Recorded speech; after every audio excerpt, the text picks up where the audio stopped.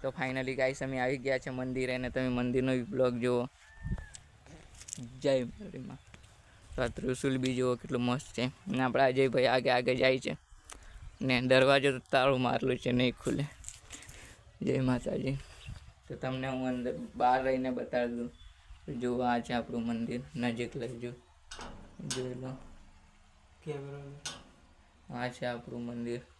વધારે મોટું તો નથી, નાનું જ છે ને કેટલું મસ્ત ચારે બાજુનું વ્યૂ જુઓ તમે.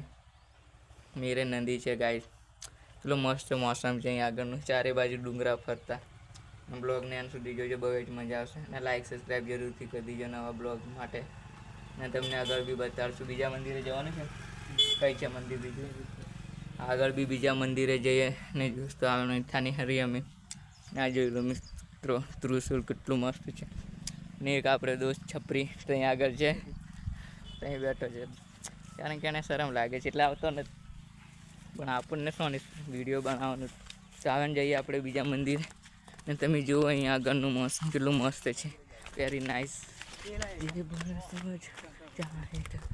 હા તો આવે ને હરી. આ છે આપણી બાઈક. કઈ આગળ મંદિર છે? તો સામે ડેમ છે, આગળ જવાના છે. ત્યાં આગળ મંદિર છે, તો ત્યાં આગળ જઈએ.